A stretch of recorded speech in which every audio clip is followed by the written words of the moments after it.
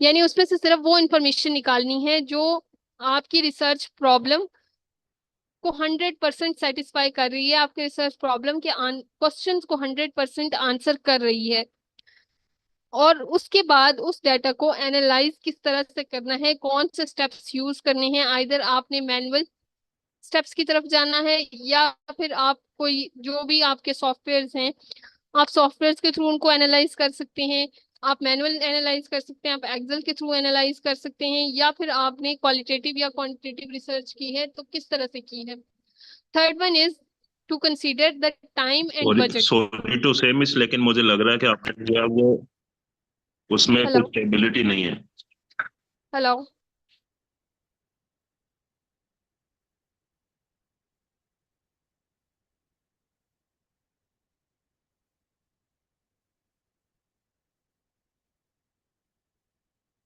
आवाज आ रही है?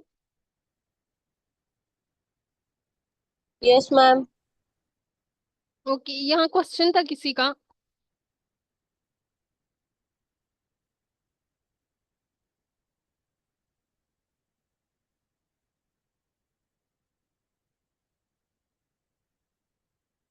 मैम शायद गलती से किसी का माइक ऑन हो गया होगा।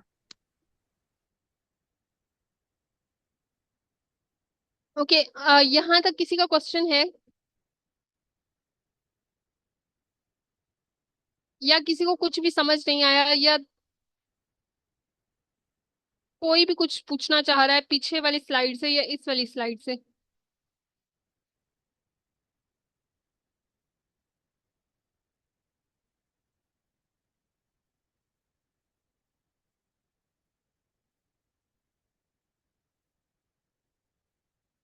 फाइन।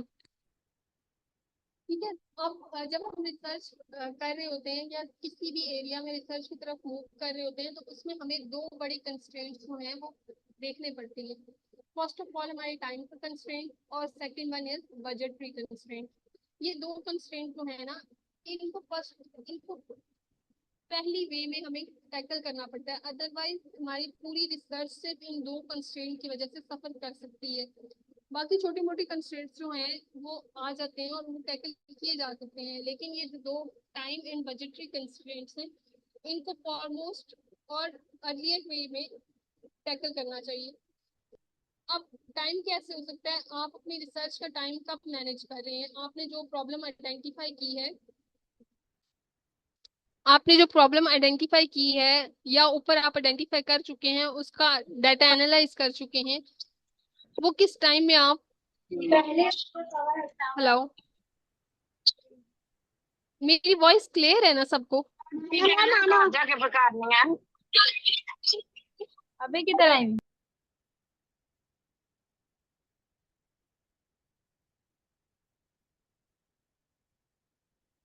ओके।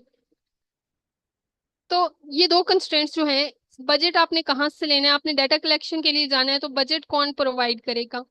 ठीक है, आपके जो मनी रिलेटेड प्रॉब्लम्स हैं वो सारे बजट में आ जाते हैं। आपका आपकी कॉस्ट क्या आ रही है, आप ने इंटरव्यूज करने हैं तो जो रिस्पोंडेंट्स हैं आप उनको क्या पे कर रहे हैं, किस तरह से जो है कॉस्ट को मैनेज कर रहे हैं। ट्रैवल कॉस्ट आ जाती है, फिर आपकी रिस्पोंडेंट कॉस्ट आ जाती है, देन लेकिन सबसे बड़ी जो होती है ना वो ट्रैवल कॉस्ट ही होती है। आपने जहाँ जिस एरिया में रिसर्च करना है वो आपके होम टाउन से कितना दूर है, कितनी आपको ट्रैवलिंग करनी पड़ेगी। तो ये सारी चीजें आपको मैनेज करके तब ही डाटा कलेक्शन या डाटा एनालाइजिंग की तरफ जाना पड़ता है। Next one is characteristics of research. ठीक है, अब क्या करेक्टरिस्टिक्स हो किसी भी एरिया में रिसर्च करने की। आप अगर रिसर्च को एज अ स्किल लेते हैं ना तो भी it is first of all systematic, all of its steps inter related together. ठीक है, आप ये नहीं कर सकते कि आप स्टेप परफॉर्म करेंगे और फिर कोई थर्ड स्टेप पे मूव आउट कर जाएंगे, नहीं। आप फर्स्ट स्टेप परफॉर्म करेंगे, देन सेकंड, और इसी तरह सिस्टमैटिकली एंड स्टेप तक आप जाएंगे। आप कोई भी जो स्टेप है वो स्किप करके नेक्स्ट स्टेप पे मूव नहीं कर सकते। और अगर आप फर्स्ट स्टेप परफॉर्म कर रहे हैं और नेक्स्ट स्टेप पे मूव आउट कर रहे हैं स्किप करके, ग्रेजुअली स्टेप्स को स्किप कर रहे हैं, तो जो आपका एंड रिजल्ट होगा वो अल्टीमेटली सफर करेगा। Second characteristic is research must be logical. ठीक है, रिसर्च जो आप किसी भी एरिया में हो सकती है, आपकी मेडिकल की फील्ड है, सोशल साइंसेज की फील्ड है, एनवायरनमेंट की फील्ड है, ह्यूमैनिटीज की फील्ड है, या फिर आप इंजीनियरिंग, एनी फील्ड। ठीक है, उसके लॉजिकल प्रिंसिपल्स को लेकर आप रिसर्च की तरफ मूव आउट करते हैं। उसके लॉजिकल प्रिंसिपल्स क्या हैं, साइंटिफिक कम्युनिटी किस बात को लॉजिकली प्रूव कर सकती है, इस बात पे वो लॉजिकल फैक्ट्स जो आपने ग्राउंड रियलिटीज के थ्रू ड्राइव किए हैं उनको लॉजिकल वे में राइट डाउन करना है। तो ये सारी प्रॉब्लम्स जो हैं, सॉरी, ये सारी करेक्टरिस्टिक्स जो हैं रिसर्च की हैं। Third one is research must be empirical. वो कंक्लूजन जो आपने एविडेंसेस की बेस पे, ऑब्जर्वेशंस की बेस पे ड्रॉ की है, वो एम्पिरिकल होनी चाहिए। Fourth one is objectivity. Objectivity ये है कि जो रिसर्च क्वेश्चन या जो रिसर्च प्रॉब्लम आपने स्टार्ट में उठाया था, आखिर में आपकी कंक्लूजन उस रिसर्च क्वेश्चन को आंसर कर रही हो या उस रिसर्च प्रॉब्लम का सोल्यूशन प्रोवाइड कर रही हो। Fifth one is replicable. Your research must have a potential and reproducible from various times। Time to time इसमें इतना पोटेंशियल होना चाहिए कि टाइम टू टाइम इसको कोई भी उठा के रिप्रोड्यूस कर सकता है, आपके डाटा को रिप्रोड्यूस किया जा सके, या आपकी जो इंफॉर्मेशन आपने कलेक्ट की है उसको रिप्रोड्यूस करके एक न्यू रिजल्ट के साथ प्रेजेंट किया जा सके। Fourth one is transmittable. Your result must be transmittable, यानी एक जगह से society society, all the society to society problems vary करती हैं, culture to culture problem vary करती हैं, लेकिन आपकी रिसर्च इस तरह से होनी चाहिए कि वो जर्नलाइज हो through out the world, through out the society. वो रिसर्च जर्नलाइजेबल होनी चाहिए और फिर उसको ट्रांसमिट किया जाना चाहिए। Six one is quality control. आपने सारे एक्यूरेट मेजरमेंट्स जो हैं वो फॉलो किए हो, एथिकल प्रिंसिपल्स को फॉलो किया हो while doing research in any area. और आप जो भी रिसर्च जो है वो करने जा रहे हैं उसकी पोटेंशियल एप्लीकेशन किस तरह से आपने उसको कंडक्ट किया है, कैसे किया है, वो सारी जो है मैक्सिमम वे में आपने रिपोर्ट में राइट डाउन की हूँ। नेक्स्ट में is what are the objectives of the research. First of all, आपके रिसर्च का ऑब्जेक्टिव ये होना चाहिए कि जिस हद तक आप उसको सिंपल रखते हैं आप रखें। ठीक है, आपने उसमें एम्बिगुइटी नहीं लानी, आपने उसमें यूज करनी। अपने रिसर्च करते हुए जो आप रिपोर्ट लिखते हैं, आपने रिसर्च कर ली, डाटा कलेक्ट कर लिया, एनालाइज कर लिया, आप रिपोर्ट राइटिंग की तरफ आ रहे हैं, तो उसमें आपने डिफिकल्ट वर्ड यूज नहीं करनी, क्योंकि आपकी रिसर्च जो है वो एक कॉमन मैन, एक लेमैन ने रीड करनी है। तो वो लेमैन जब आपकी रिसर्च रीड कर होगा तो उसको ये नहीं लगनी है कि ये रिसर्च बहुत मुश्किल है, इसमें बहुत डिफिकल्ट जो टर्म्स यूज हुई हैं, तो मैं इसको पढ़ता ये मुझसे रेलिवेंट नहीं है, तो मैं इसको रीड आउट करूंगा। तो आप उसको जिस हद तक सिंपल रख सकते हैं आपने उसको रखना है। सेकंड, आपके जो वेरिएबल्स हैं, वेरिएबल्स क्या होते हैं, ऐसी दो क्वालिटीज जिनको हम यूज कर सकें मेजर करने के लिए। तो वो वेरिएबल्स जो हैं इजिली डिफाइनेबल होने चाहिए, डिफिकल्ट नहीं होने चाहिए। Third one is opportunity. Opportunity जो आपको दी जाती है, आपके इर्द गिर्द जो अपॉर्चुनिटी आपको रिसर्च के लिए यूज हो, सॉरी, रिसर्च के लिए नजर आ रही है, आपके इर्द गिर्द जो प्रॉब्लम आपको नजर आ रही हैं, आप उनको यूज करते हुए ही रिसर्च करें। One is get help at any stage. आपको जहां भी, जिस स्टेज पे किसी भी तरह की हेल्प, आप अपने सुपरवाइजर के पास जाएं, आप अपने टीचर के पास जाएं, जो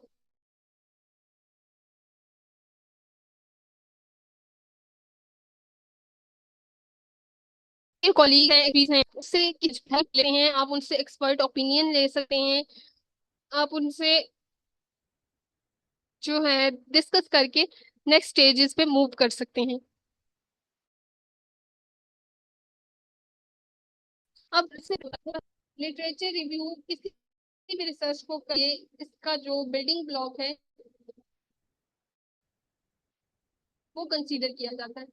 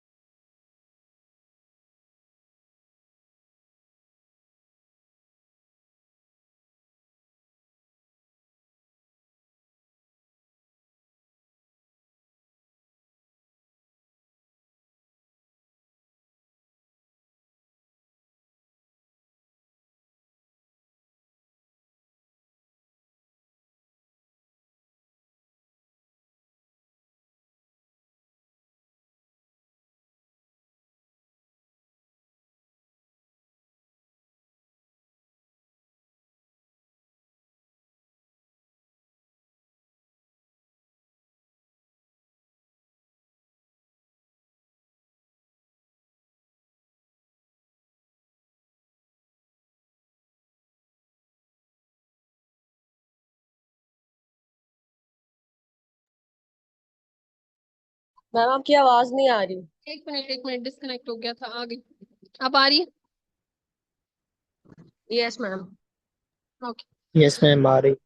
अच्छा, अब यहाँ पे जो है आप किसी भी एरिया में रिसर्च करें, चाहे आप लेमैन असाइनमेंट के लिए रिसर्च करें या किसी भी प्रॉब्लम के लिए रिसर्च करें, यहाँ पे आपका लिटरेचर बहुत इंपॉर्टेंट रखता है।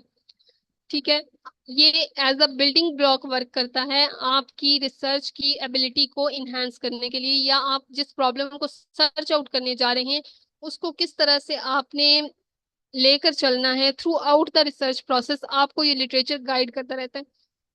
अब आपने लिटरेचर से क्या चीजें सर्च आउट करनी है, और लिटरेचर क्या हो सकता है? लिटरेचर आपकी बुक्स हो सकती हैं, आपके आर्टिकल्स हो सकते हैं, आप गूगल पे सर्च करते हैं तो वो जो इंफॉर्मेशन आपके पास शो होती है वो आपका लिटरेचर कंसीडर हो सकता है। ठीक है, और लिटरेचर किस चीज के लिए यूज हो सकता है? फर्स्ट ऑफ ऑल आप ये चेक कर सकते हैं लिटरेचर के थ्रू कि either your idea is original और नॉट। आप जो आइडिया लेकर चल रहे हैं, आपने जो रिसर्च प्रॉब्लम आइडेंटिफाई की है, आइदर वो आपके जो सराउंडिंग्स है वहाँ एग्जिस्ट करती भी है या नहीं, या आप जस्ट अपनी जो लेमैन अप्रोच है उसको लेकर चल रहे हैं और वो प्रॉब्लम एग्जिस्ट ही नहीं करती, या उस पे कोई डाटा अवेलेबल ही नहीं है। तो फर्स्ट ऑफ ऑल लिटरेचर जो है हमें इस चीज को टैकल करने के लिए हेल्प आउट करता है। सेकंड, लिटरेचर से हम अपनी प्रॉब्लम के रेलिवेंट आर्टिकल्स को फाइंड आउट कर सकते हैं, उन आर्टिकल्स को रीड कर सकते हैं और उनके रेफरेंसेस को यूज करते हुए अपनी रिसर्च को मोस्ट एफिशिएंट वे में फुलफिल कर सकते हैं। ठीक है, फिर जो लिटरेचर आपको मिला है, आपकी जो प्रॉब्लम है उससे जो रेलिवेंट लिटरेचर आपने सर्च आउट किया है उसमें कौन से ऐसे गैप एरियाज हैं जिनको आप फर्दर इनहेंस कर सकते हैं, ऐसे कौन सी ग्रे एरियाज हैं, गैप्स आइडेंटिफाइड हैं जो जिन पर वर्क होना चाहिए और जिन पर अभी तक बहुत कम हुआ है। तो उन गैप्स को आइडेंटिफाई करते हुए आप एक न्यू प्रॉब्लम, न्यू जो